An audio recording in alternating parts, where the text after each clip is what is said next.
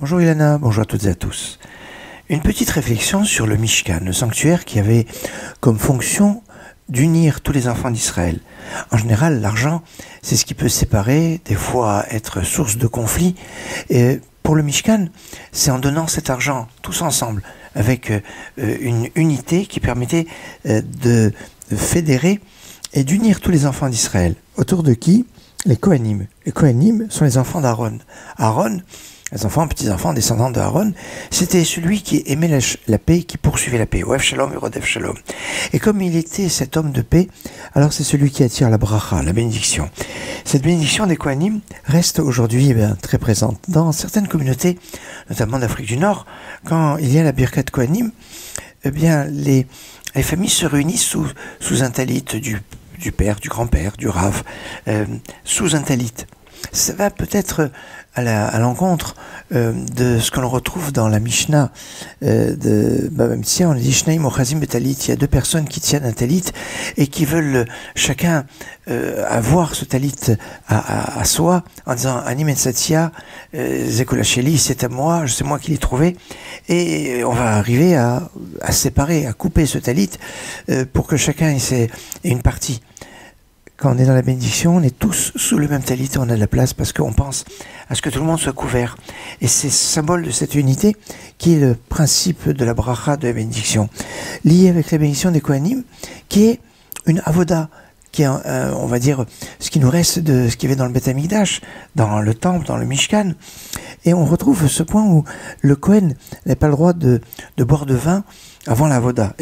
Le Kohen n'a pas le droit de boire de vin avant la Birkat Kohanim. Voilà pourquoi on peut faire Birkat Kohanim à la Tefila, à la prière du matin, Shacharit, parce qu'on est censé être à jeun.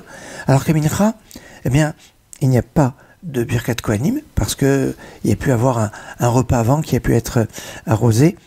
Et c'est pour ça que seuls les jours de jeûne, il pourrait avoir une Birkat Kohanim à la Tefila de Mincha. Mais remarquons un autre point dans le lien avec le culte qu'il y avait dans le Beth Amikdash. En effet, dans le Beth Amikdash, les Kohanim étaient pieds nus. Pieds nus, parce que la terre était sainte. La terre n'a pas l'impureté de la malédiction qu'elle a reçue quand l'homme avait fauté. On retrouve ce principe d'enlever ses chaussures, d'être pieds nus, quand Dieu s'adresse à Moshe au buisson ardent, lui disant d'enlever ses chaussures, car l'endroit où il se trouve est un endroit saint. Endroit est saint, on a ses chaussures. Alors même si c'est pas la raison qui est donnée, pourquoi les Kohanim doivent enlever leurs chaussures avant de faire la Birkat Kohanim, c'est pour une autre raison qui est marquée dans le Talmud, mais on sait que toutes les raisons ne sont pas forcément données, et des fois il y a des raisons apparentes qui cachent d'autres raisons beaucoup plus profondes. Et si, quand les Kohanim, c'est quelque chose de remarquable, doivent faire la Birkat Kohanim, ils doivent enlever leurs chaussures, c'est peut-être parce qu'on retrouve un peu ce principe, comme dans la Voda, dans le Beth Amikdash, le culte dans le Beth Amikdash, où les Kohanim étaient pieds nus, ou en chaussettes. Non, ils n'étaient pas en chaussettes dans le Beth Amikdash. Mais en tout cas, les Kohanim aujourd'hui peuvent être en chaussettes pour la Birkat Kohanim, qui est une sorte de continuité de la Voda, de ce culte qui se trouvait dans le Mishkan, dans le sanctuaire, qui était là pour exprimer l'unité des enfants d'Israël, cette unité qui va se trouver, Samou et Shemiel ben Israël vanivarachem, ils vont placer mon nom sur eux et je vais les bénir.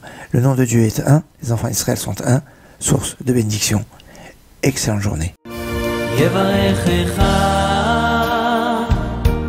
Hashem ve'ishmerecha